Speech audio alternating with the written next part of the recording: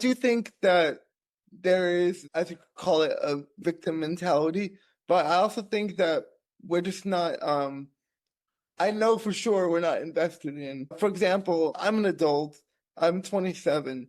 When I go to the doctor, my doctors, they never ask me, what career do you have? Do you have any kids? Do you have a wife? They don't ask me the traditional 27-year-old man that doesn't have a disability, right? So because that conversation is not had with, let's say, newly disabled or stroke patients or whatever it might be, they think it's not possible because that conversation is not had.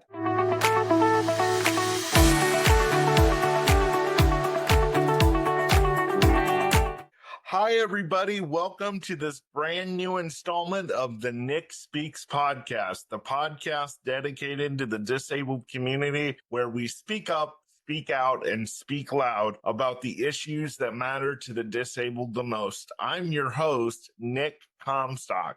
You guys, thank you so much for joining me on this Tuesday for this episode. We are going to have a great time.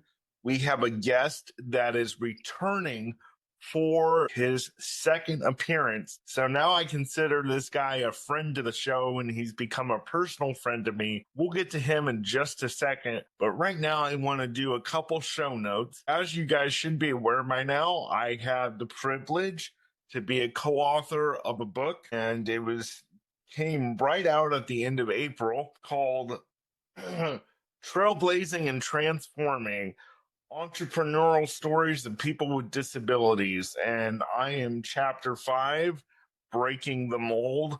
So I really want to encourage you to read that book. 12 authors talk about our lack of employment and what our entrepreneurial journeys are and what we've had to do to get where we currently are and what our dreams are. And we've had, I believe, as of this recording, 2 great press releases. We are working on an audio version. Hopefully, I'll have some news for you guys on that soon. So make sure you pick up your copy.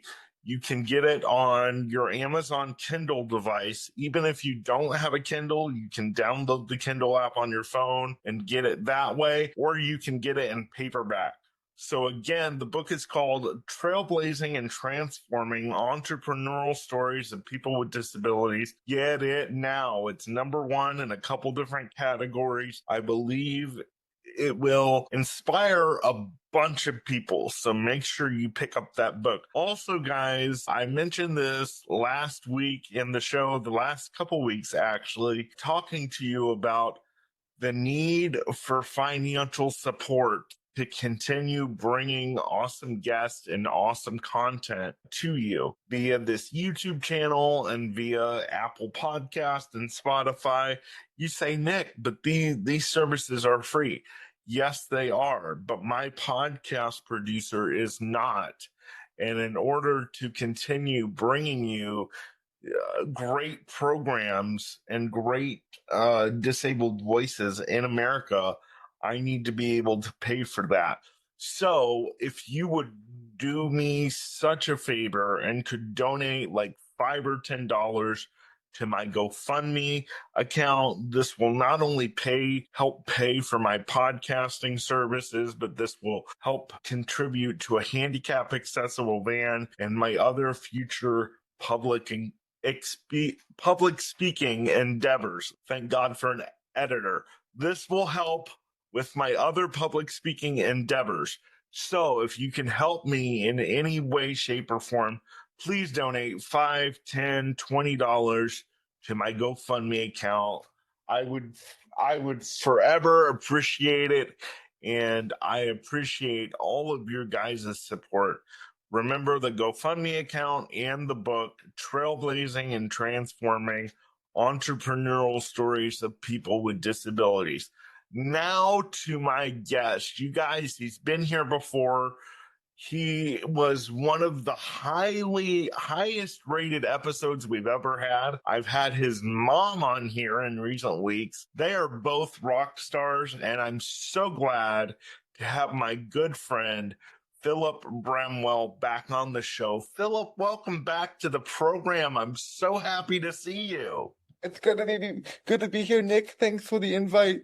And audience, thank you for tuning in. It's always good to have people interested in hearing what we have to say. So greatly appreciate you guys as well. Yeah, Phil, our episode together really took off. I think it got about 60 views when it first aired, and I don't know how it's doing now, but this episode is gonna do even better.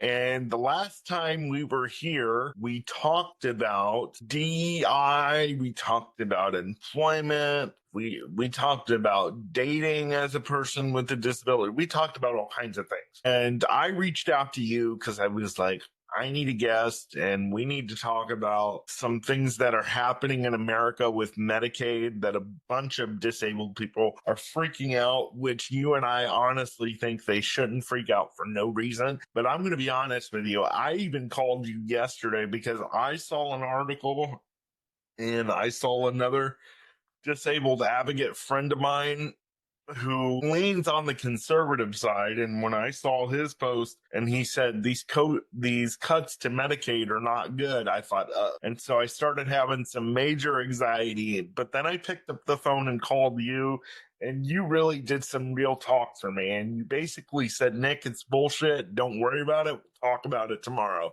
So why don't we just jump into things, man? What are your thoughts on the disabled community going haywire since the administration has come into office?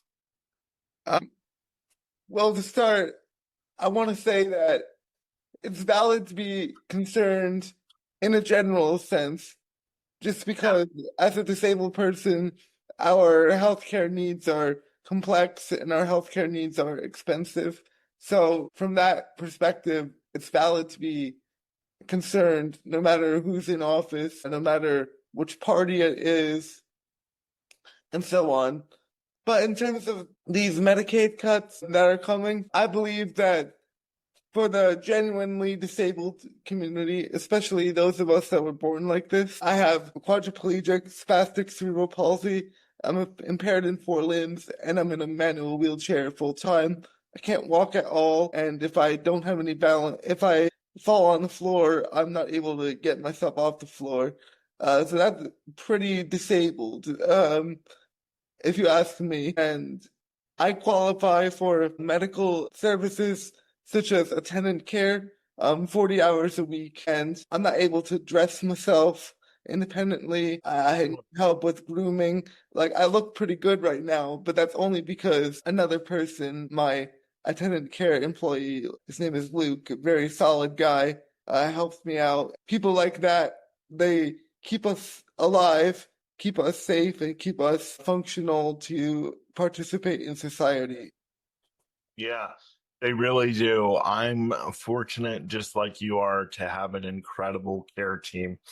Um, I want to go back and ask you because you said something that was pertinent just now, and you only receive uh 40 hours a week of care.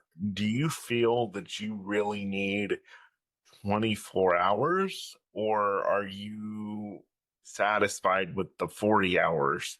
And why can't you get 24 hours if you need the 24-hour care? Um, for now, as a 20-something-year-old man, I'm satisfied with my 40 hours. I mean, as I age, I'm sure things, can change. But I'm satisfied with my 40 hours. I think if you're, um, excuse me if someone doesn't like this word, but if you're severe enough where you do need 24 hours of care, that should be available to you. But I feel, for my current health level and my functionality, that 40 is good enough. Okay. Okay. Do you feel like you could be more active if you had 24-hour care, or do you feel like that wouldn't change?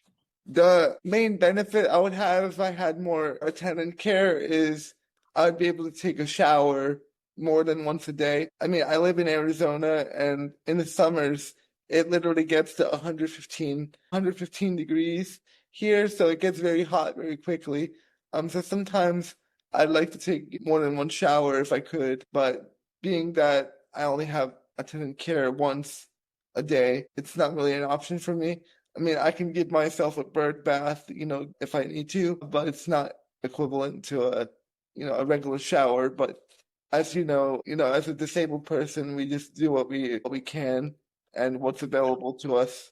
Yeah, absolutely. And I'm not offended by what you said at all. You said the word severe and you said you didn't want to offend people. I'm not offended by what you said at all. I wouldn't consider myself more severe, but there's just a lot of things that I need more help on. Brief changes, cooking meals, showers every day. I take a shower once a day too, which before I had my awesome care team that I have now, I was not able to do. I was doing sponge baths.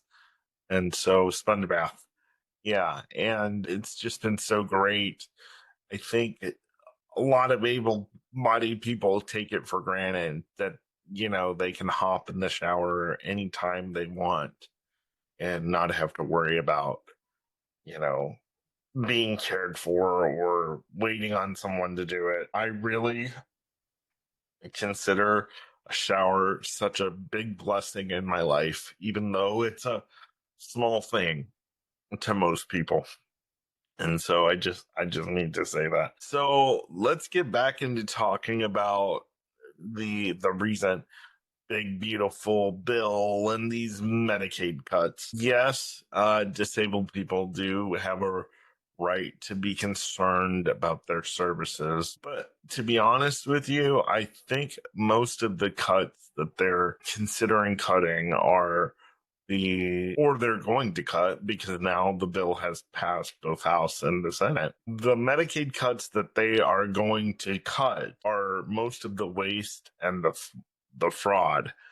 I do not think it's going to have an effect on the people who are legitimate, the people who need services. And I think people who are telling you that are number one, they're trying to get your vote. And even some on the right are saying this, I think, for fear mongering or whatever the reason. What do you say about that? Uh, Well, just to start, I believe Medicaid cuts are a bipartisan issue.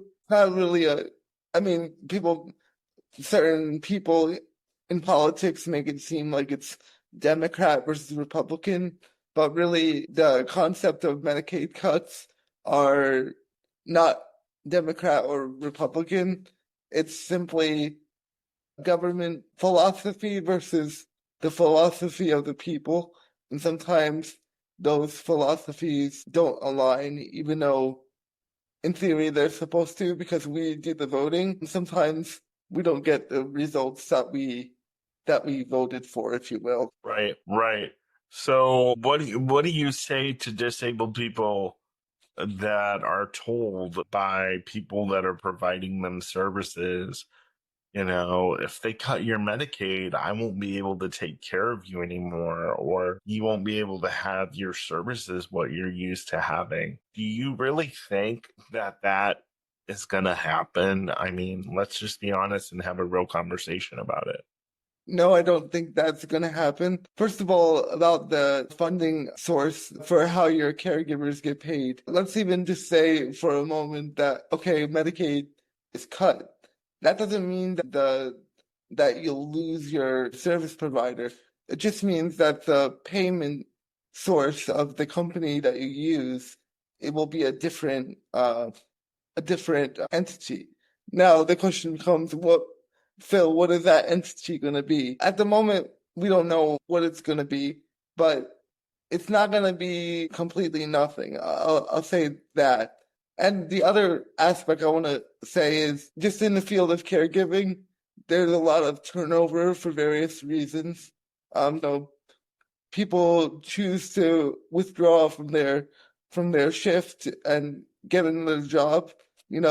That's all power to them. It's everybody's right to get a job, get a different job Hmm. whether it be for more money or whatever the reason is. They don't owe anyone an explanation.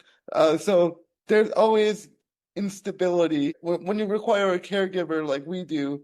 There's always going to be an element of instability, or is this person going to show up, and things of that nature. But it's important not to let that damage your mental health or state of being, because that's going to be an ongoing issue for the rest of your life. Because I assume if you're watching this, you might need a caregiver. So that's a never-ending cycle. So you can't let your mental health be decided on whether your caregiver gets another job, whether they're, 5 minutes late, things like that. We're working with people, and people are flawed in various ways, just like we are. So we kind of have to roll with the punches and give people grace as long as it's within reason. Yeah, yeah. And I will say too, a lot of caregivers leave because they say there's not enough money into it. And I will say that that's frustrating to me. I do agree that caregivers need a living wage, and here in Ohio, it's 18.25, I do believe. 18.25 an hour right now. I don't know if the pay is going to stay the same or go up once our new budget is in play on July 1st here in Ohio. But what I want to say is that a lot of people that are in this field complain about lack of money, but some of those same people, they have a stable job 7 days a week in the caregiving field, but then they call off 3 days out of seven, and then you turn around and you're like, I don't have enough money. Caregiving doesn't make enough. Well, those 3 days that you took off just took a chunk out of your paycheck. So show up to work. I mean, I understand things happen, but geez, you're not going to get paid if you don't show up to work. And if you're making little money as you say you are, the last thing I'm going to do is, I don't make that much money anyway. I'm going to show up to work so that I can get my not much money, as much of it as I can. You know what I mean? I mean, it just doesn't make sense to me. I don't I don't think too hard about it, because people are always gonna have their own difficulties within their own life and their own different situations. I mean, since I've had caregivers since I was 18 and now I'm 27. So Yeah. just within 9 years, I've had probably I'm not kidding. I've had 30 plus caregivers. And so everyone within those 30 caregivers, they've had their pros, their things I enjoyed about them, things I felt were a flaw, but I'm sure they had the same feeling about me. So it's just the nature of dealing with people. So I just try not to, think too hard about it, because I'm gonna need caregivers the rest of my life. So I'm sure there's gonna be lots of instability, ups and downs. So such is life. Yeah. Phil, I really love your attitude. You've really helped me out a lot, just saying, and I'm older than you are, but we can learn from anybody. And one of the things that I started to really learn from you is that, such is life. Let the chips fall where they may. Yeah, I'm not gonna sit here and deny life sucks, but it is what it is. And I really appreciate that attitude from you, because it just helps me so much. Like, Nick, calm down. Everything's going to be okay. It could be worse. You could be stuck in bed today without a caregiver, but you're not. So, take a breath. And I really appreciate that side of life from you. I want to talk about something because you mentioned to me this yesterday on the phone. And this is the reason that we honestly need Medicaid cuts in America, because there are 30% of people in this country that you told me, and we'll say allegedly for this purpose, unless you have real facts, but I don't want to get in trouble. But you said 30% of people in this country are on Medicaid, and I would believe you because, we did the Medicaid expansion several years ago, and that messed a lot of things up. Let's talk about your opinion about that for a little bit. Well, I don't want to explicitly judge without knowing anyone's situation who deserves Medicaid or doesn't deserve Medicaid.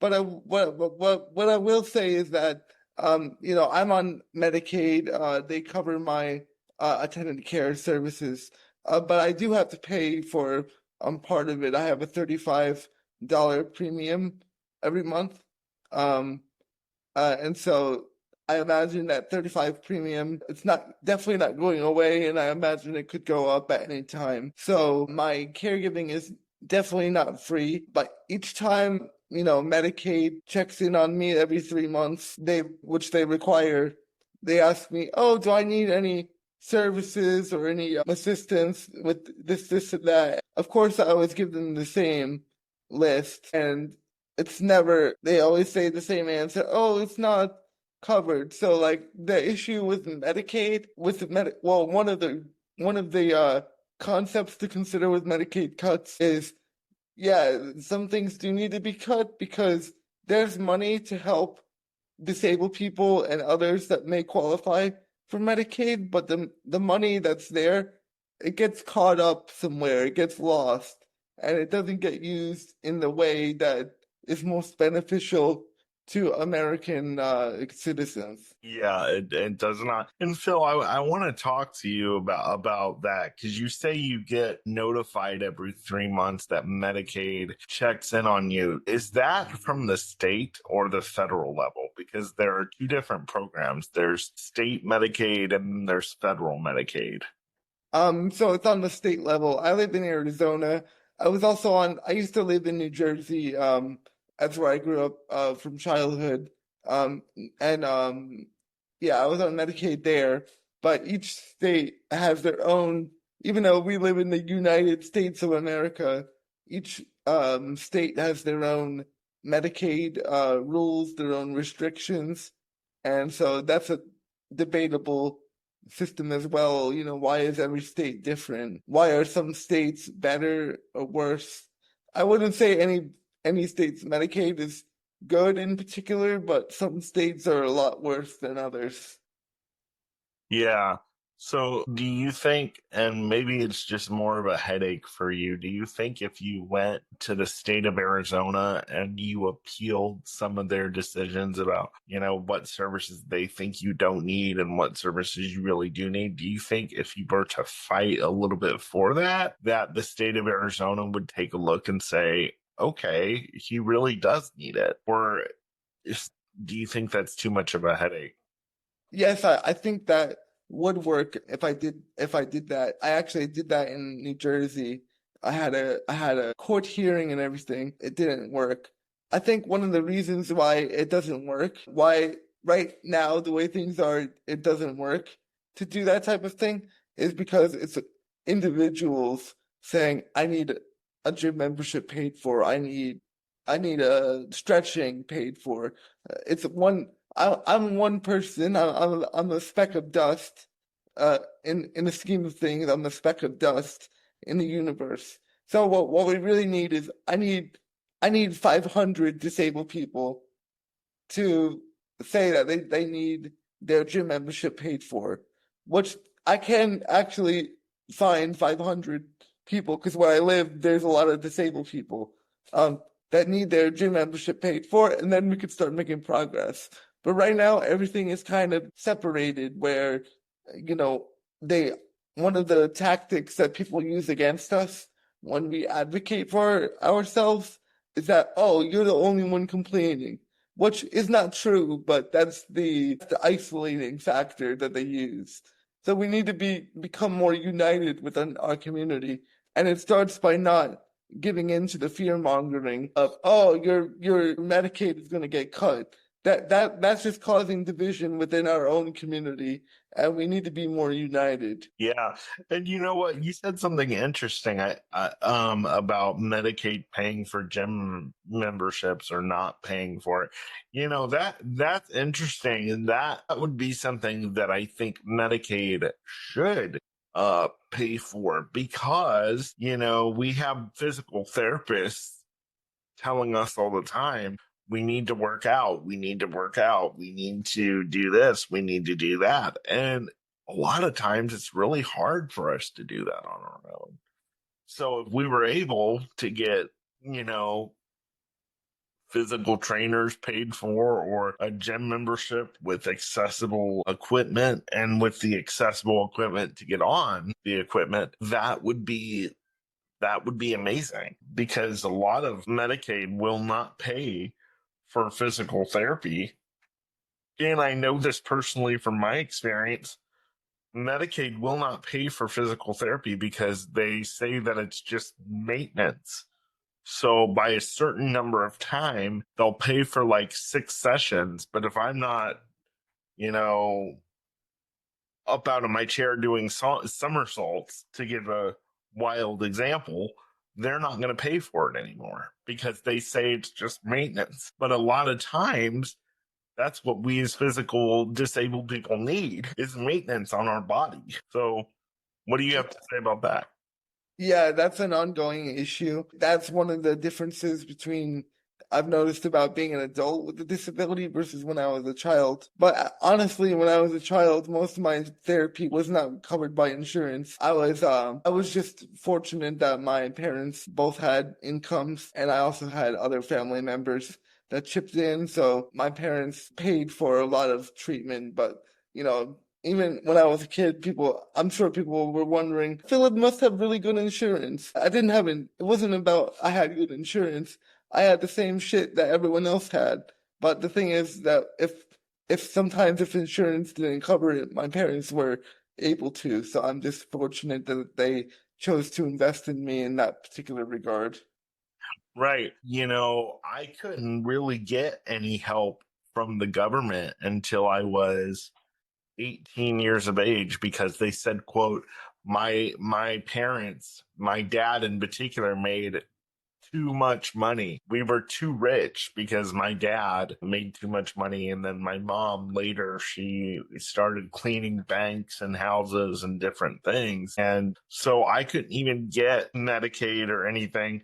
We did have a service. I don't know if it's around anymore. If it is, it may be called a different name.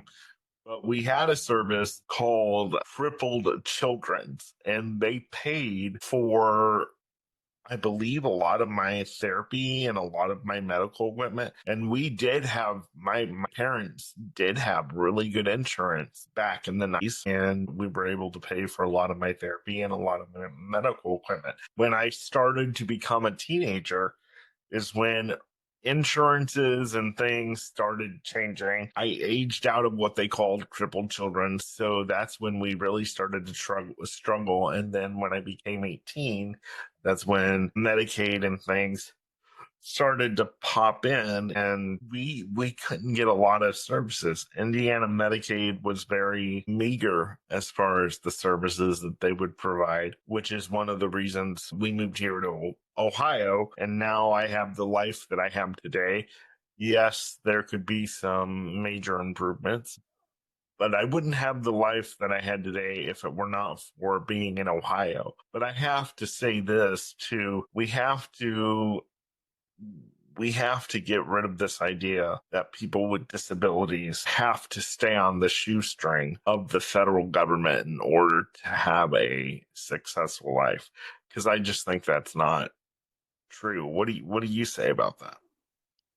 Well, first of all, the government is not interested in making our life as a disabled people more comfortable or better or whatever word you want to Absolutely. use.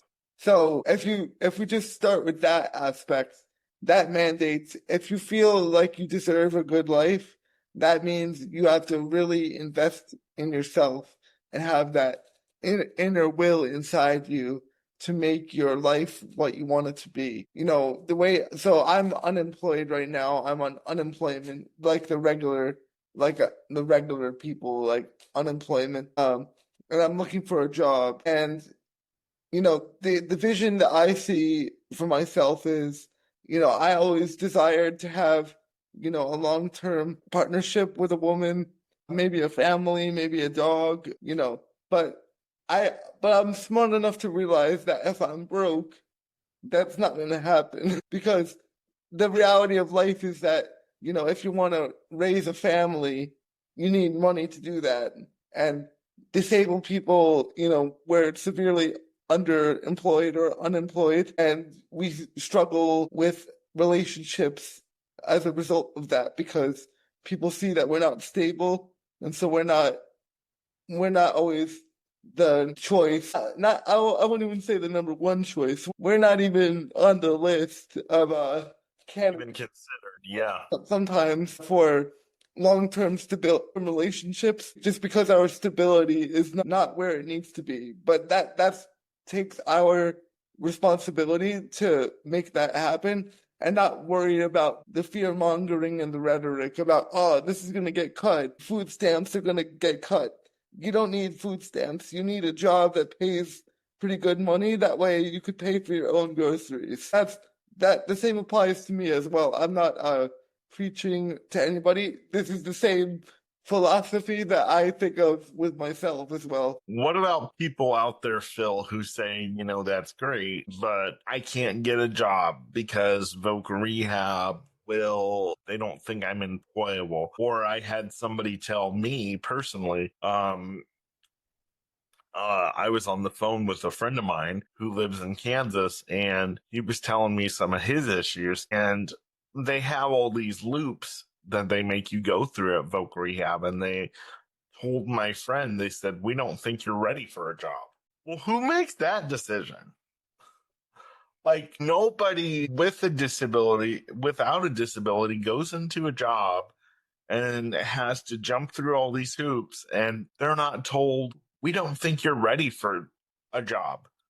They may say, oh, we don't think you're right for this position, so we're not gonna hire you. But as far as ready to work in general, nobody says, oh, well, we just looked you over and we think you're not ready for a job, period. Which is why, I've been through several vocational rehabs. Here they call it Ohioans with Opportunities with Disabilities. And I'm not afraid to call them out, which is why 12 authors and myself got together and said, we need to have this book written and we need to say our stories. Because me personally, I was told, quote, Nick, I'm looking at you in the world of work and I see nothing that you can offer an employer. So there you go. This is why I'm here today, pulling myself up by my bootstraps. But what do you say to people? Yeah, Phil, it's great that we need to get our money and pay our own groceries, but what do we do when nobody will hire us? What do you say to those people? Well, first I want to empathize with you. I struggle with making money myself. Notice I don't say I struggle with employment because struggle with employment means that you don't have work. I have plenty of work to do. I have plenty of things that I do. It's just a struggle to get paid for them, right? So we have to learn to distinguish our verbiage. Not that we struggle with work. We struggle to get paid for work. So relying on vocational rehab to find a job, clearly it's not good for most of us. I have my own experience, some experience with that. Maybe we could get into it. But anyway, Yeah. I'm not surprised that all these people have trouble with vocational rehab and getting them a job, especially when you have a physical disability. They really don't know what to do because usually they get used to putting people in grocery stores or working in factories and physical nature jobs.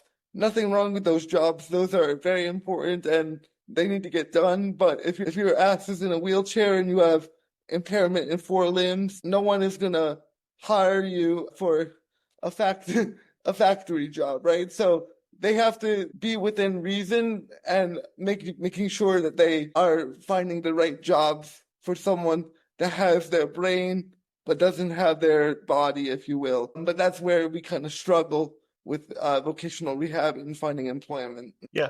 Why do you think the disability community is good enough to volunteer in? Why do you think we're offered so many volunteer positions? But why do you think people think we're not good enough to get paid? That's a great question. I've mulled over this question pretty much my entire life. I've thought of a few theories. For starters, I think that they think we're okay to volunteer because let's just say it doesn't go well. They're like, okay, well, it didn't go well, but we didn't lose any money because we didn't pay them. Whereas, let's say we were getting paid, then they would feel like, oh, it's too much risk for what if it doesn't go well? They don't think like, what if it actually goes very well? What if they're actually really good? What if they actually can get a promotion? They don't think of it in a positive way. They think like, oh, something is going to go wrong. And that's where it starts to go south for these and job seekers with disabilities.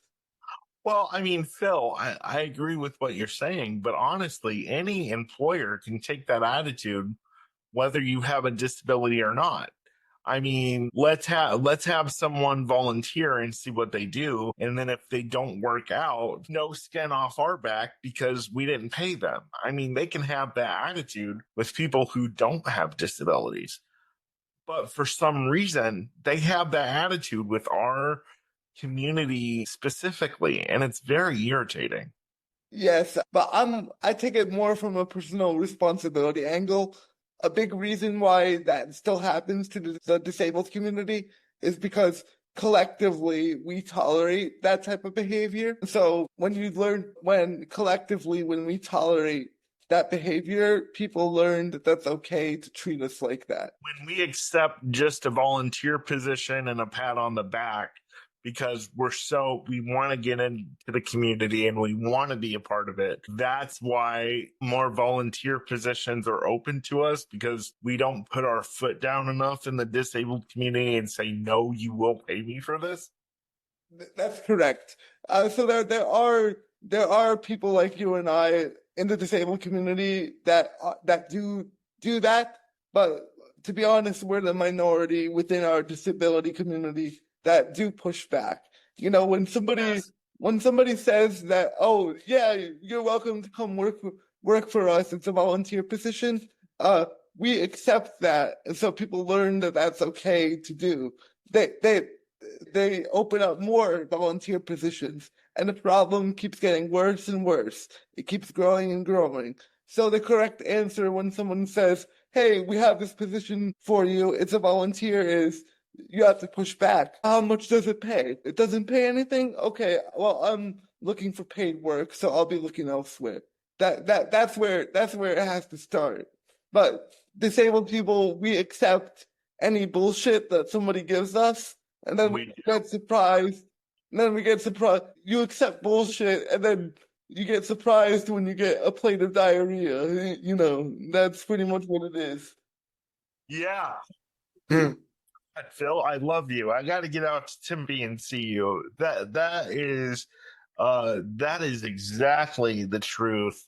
And I can hear some disability folks watching this and listening to this right now and say, yeah, but if we turn down the volunteer position, we look like the bad guy because we say we want to be involved in our community. And then here they are giving us a chance. And because it's volunteer, we won't take it. So we must not really want to be involved. What do you say to people who might say that about our community?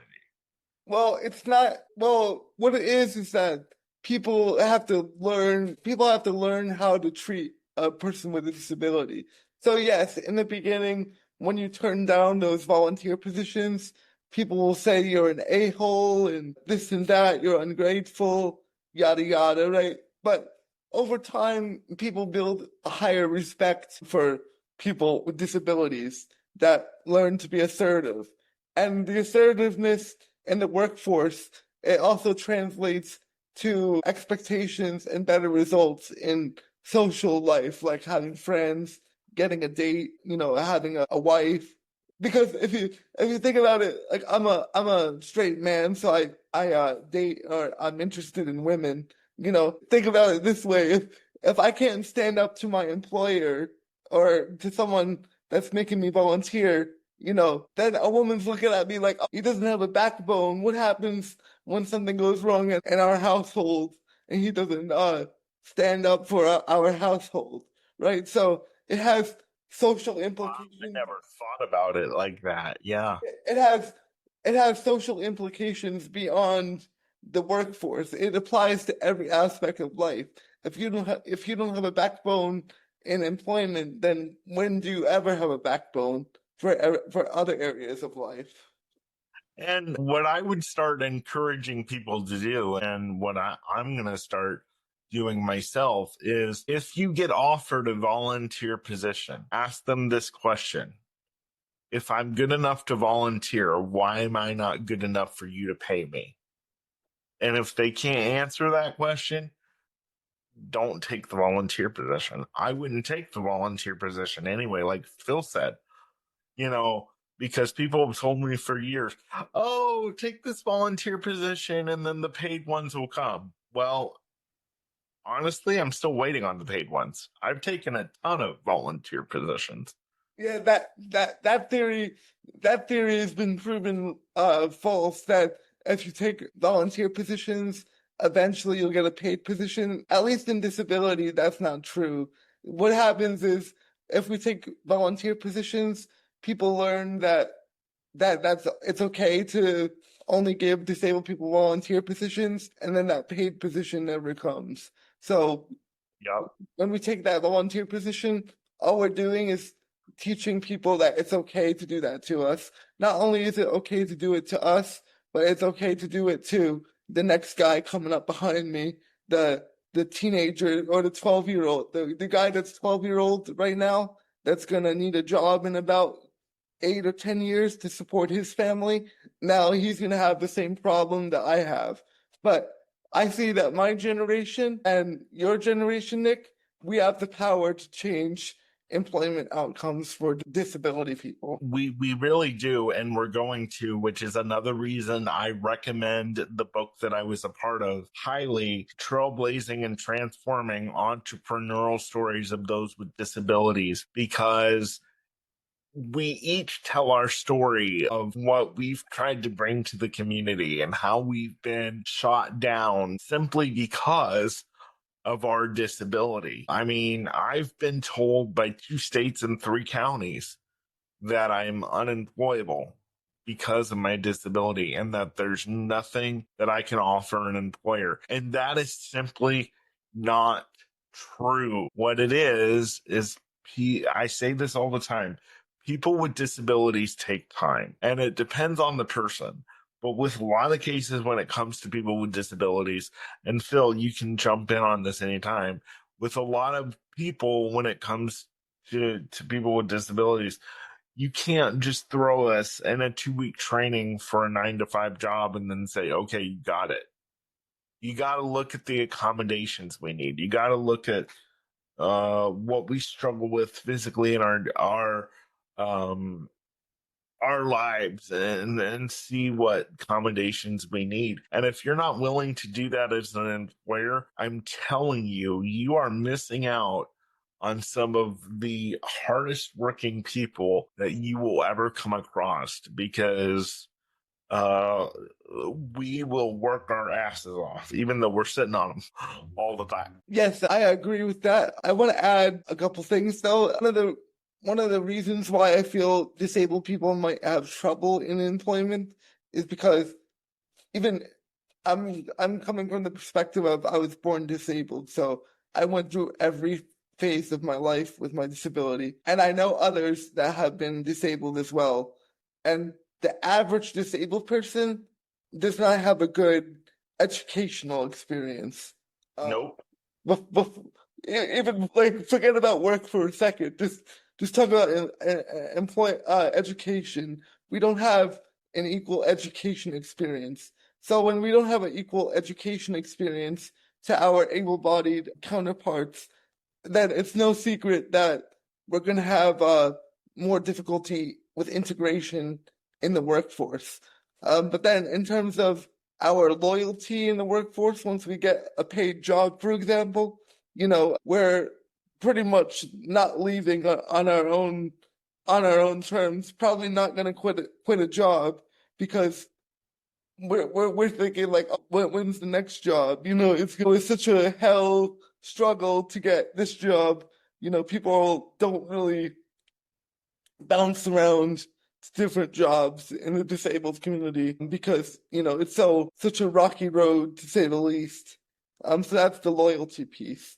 But really the education that we receive or don't receive as children is where the shakiness in employment stems from. Yeah, that really is true. I mean, did you go to integrated school, meaning you went to special ed a little bit and then you went to some classes, or did you go to full on classes all the time without special ed? So what happened was when I was in preschool, so I think that's like ages 3 and 4. Right. I don't think preschool is mandatory in all states, but my parents chose to put me in preschool.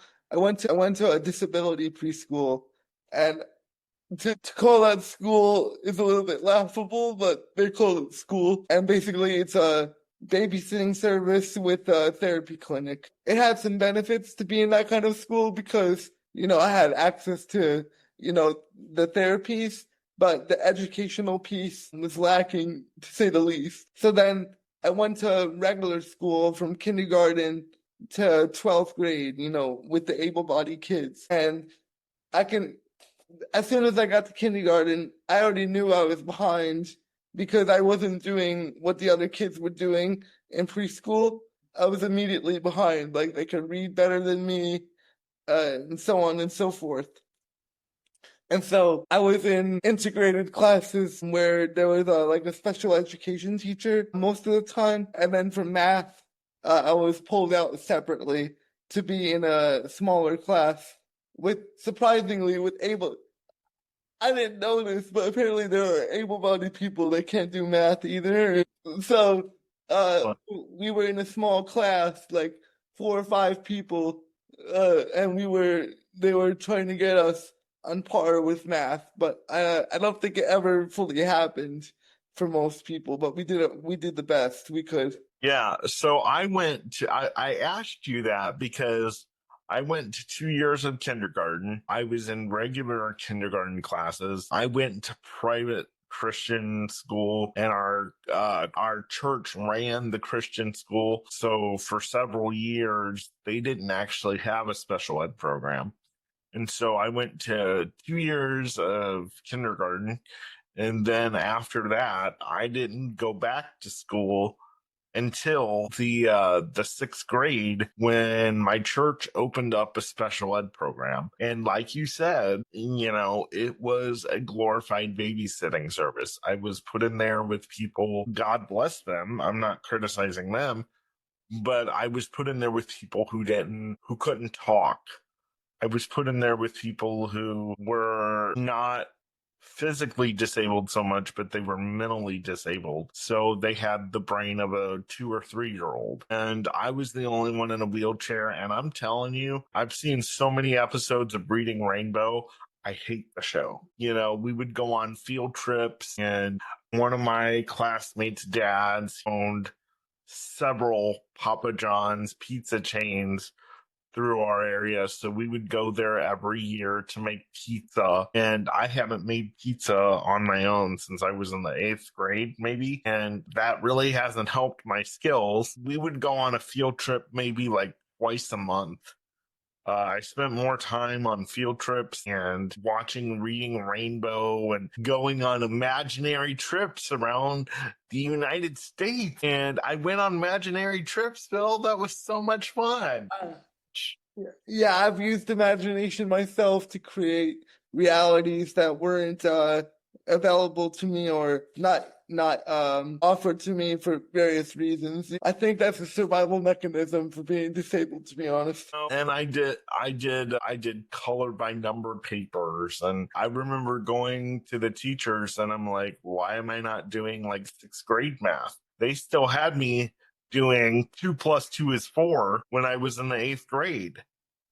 I mean, it was just, and nobody, a lot of schools now, they have IEPs. Our school didn't have that because we were a rinky dink private Christian school and we thought we were the best thing since, or I shouldn't say they thought they were the best thing since sliced bread and didn't need it. But yeah, I ended up just getting a certificate of completion, which basically said I was there, I ate up all the food, and that was it. And then I sat in my room for 10 years or a little longer, staring at the phone staring at the computer with a TV, phone, and computer, staring at four walls, which is another thing I talk about in my chapter, Breaking the Mold and Trailblazing and Transforming Entrepreneurial Stories of People with Disabilities, which you can get on Kindle and in paperback on Amazon, and I encourage you to do so.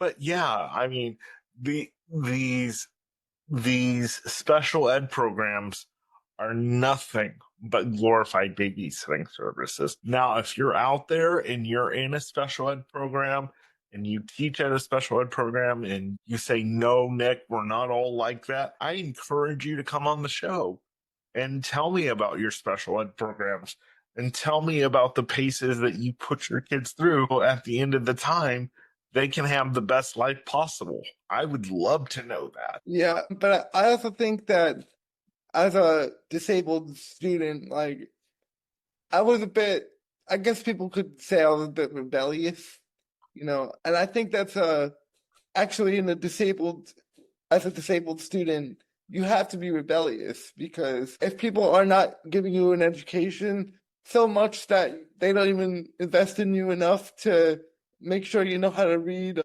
paragraph, of reading material, then you have no choice but to be a harder person because, like, you're not gonna have a easy life being in a wheelchair and you can't read.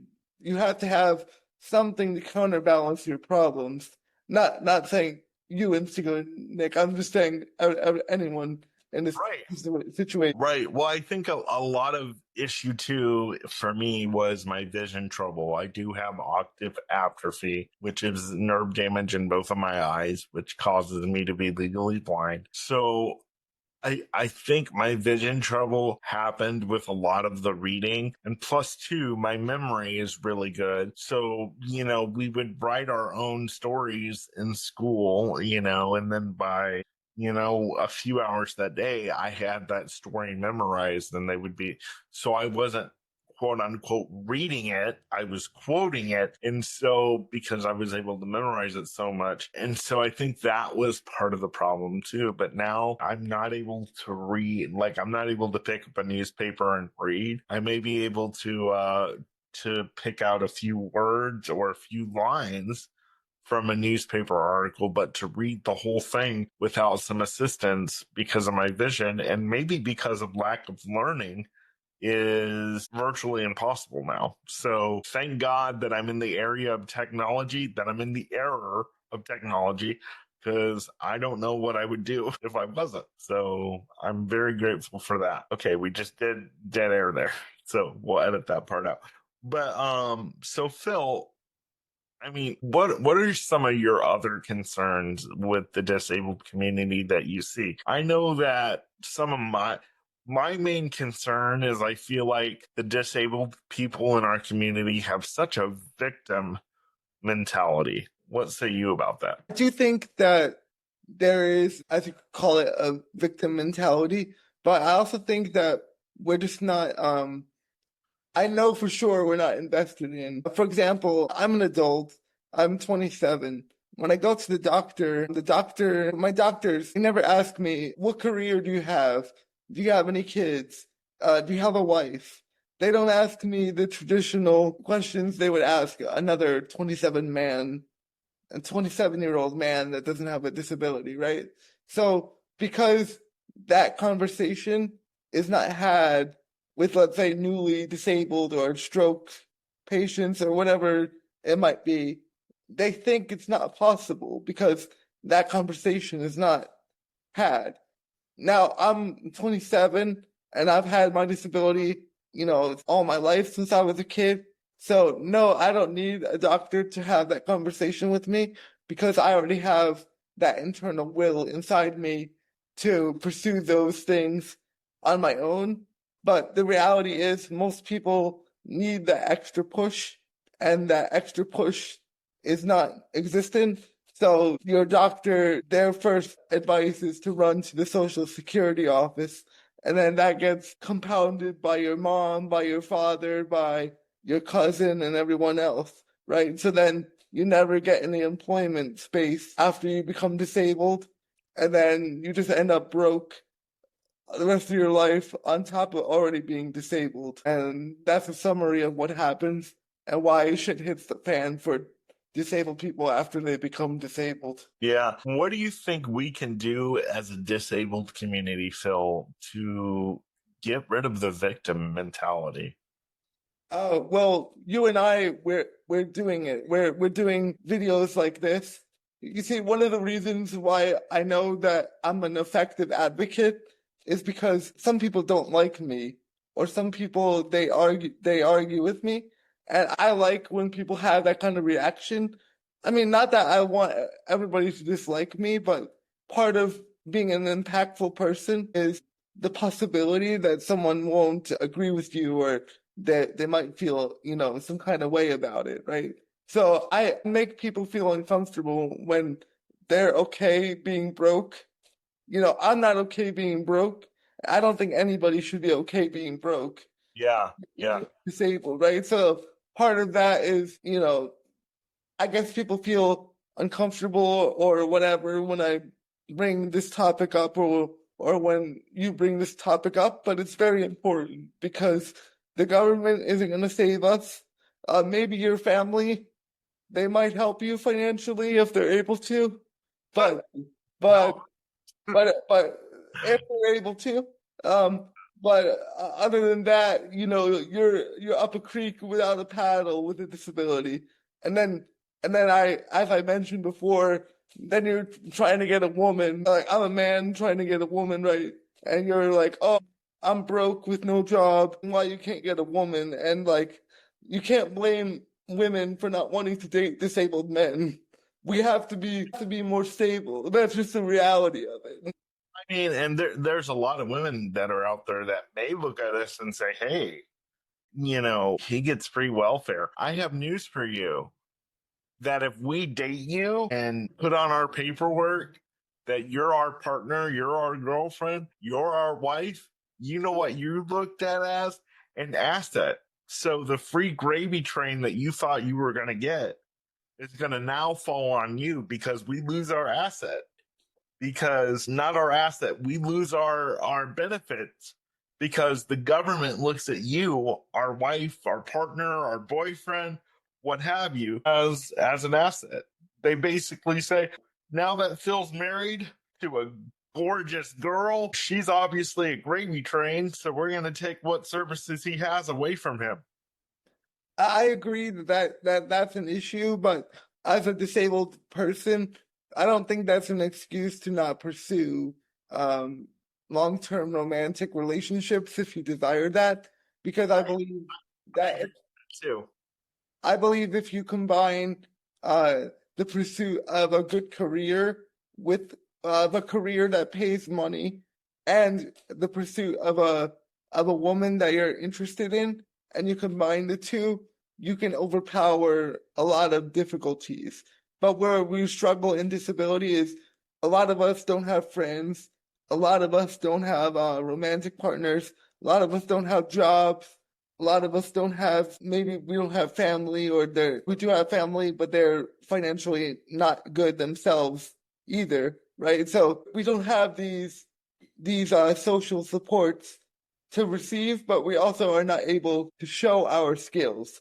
Like, for example, I believe I'll be a good husband to whatever woman wants to be with me, but I don't get to show my good husband qualities that often because it's difficult to find someone, right? So you have to be in a position to show off your abilities. That can apply in the workforce, in dating, in anything.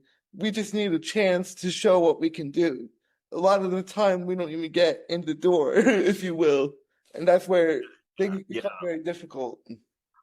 Well, I was saying in retrospect because there are a lot of women today that may think that, if they see us on welfare, they may think, well, I'll just go with him. He's got a consistent check and I've got welfare too. So we can combine our resources together and that'll be that. And the government doesn't really support that. So that's what I was, and I agree with you completely, Phil, that don't let the government stop you from, first of all, doing anything, but also finding your spouse, because a lot of people out there say that are disabled, I can't get married because then I'll lose my benefits. Well, that's why you need to pull yourself up by your bootstraps and get as much money flowing in. I don't care what you do, whether it's podcasting like this or on TikTok like I do, which I don't get paid from podcasting yet. I haven't gotten paid from TikTok yet, but I'm working on it. But that's why you have to pull yourself up by your bootstraps and not rely on the government. And I want to say this, Phil, as well, is we have a lot of disabled people that are afraid of losing their benefits. Here's one of the things they say: if I work, I will lose my benefits. And I want to say, breaking news, that's the way it's supposed to go. You can't have your cake and eat it too. What do you say about that? I agree. I mean, I don't want to be I don't want to be attached to the government. I'm a grown man, I want to have a family. I want to take care of my own children if I am fortunate to get that opportunity. I want to take care of a woman. I want to have a good life. I want to, take care of them. I'm sure there's going to be challenges because, just being disabled, I'm not naive. There's going to be maybe some issues, but I feel confident in my ability to control my issues. And yeah, I know that if you work or if you have money, you're gonna lose your benefits, but I'll be happy to not have those every 3 month meetings. Those are like hell on earth, and I would prefer not to have those. I prefer just to lose money paying out of pocket if that's what I have to do. But that also means that my job needs to pay pretty good money, 80,000, 100,000 a year. So I'm working on that aspect. And to be to have 80,000 or 100,000 a year income, it starts with the belief that you can have that. Yes, A lot of yes. people, a lot of disabled people are like, "Oh man, I just want a $15,000 is too much." Like, dude, you have to be realistic. Like, you cannot be dirt broke. Being dirt broke, no matter what, in any scenario, is going to cause you more problems than good. I can assure you that. Yeah, it really is. So, and my Bible says, "Money answereth all things," and so or it may say, "Money answereth many things." If I misquote the scripture, don't have a heart attack out there in internet land. Um, but Phil, you and I talked about here on this podcast today about you have to pull yourself out by your bootstraps, and I'm doing podcasting. I'm a public speaker. I have an event coming up this month, but it's a volunteer thing, and the reason I have is because I've spoken there many times before, and this will give me an opportunity to promote the book at the volunteer thing as well as my GoFundMe. And I just hired an agent, so that'll give me an opportunity to promote my agent there and get people to get me paid speaking gigs. So that's another reason why I'm taking it. But we've talked about pulling, yourself up by your bootstraps. I've explained what I'm doing here a lot, the public speaking, the podcast. What are you doing to pull yourself up by your bootstraps and trying to get paid work? Talk about what you do and what your life's passion is. Thank you for asking, Nick. So right now I'm doing a combination of different things. I do stand-up comedy. I'm a stand-up comic, and so that's been a good experience for me. I'm doing some projects related to that, but I'm not quite ready to talk about those just yet. In addition to that, I'm looking for a regular 9 to 5 job. Um, just like everyone else, paid work, not volunteer. And I have that in the works.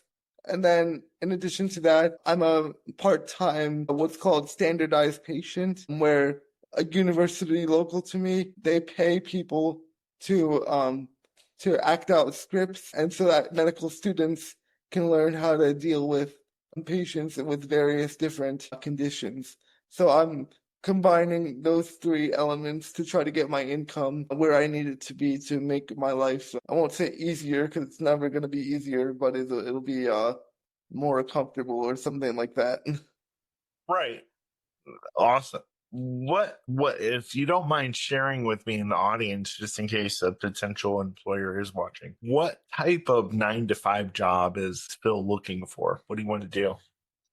Thank you for asking. So I previously came from pediatric urgent care and I was doing customer service. So I like to combine my customer service experiences with disability experiences, which is why I'm interested in customer service and disability education roles. There are roles like this out there, but as we discussed earlier, there's a lot of we have this, but it's a volunteer, right? So we need paid work.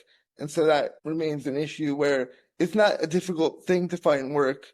I mean, it can be difficult, but it's not that difficult. It's more so, okay, you found this work, but it doesn't pay money at all, right? So we have to work on that element. Yeah. So you have an upcoming uh comedy show on June 13th that you're flying from Arizona to New Jersey for. Would you tell our audience about that?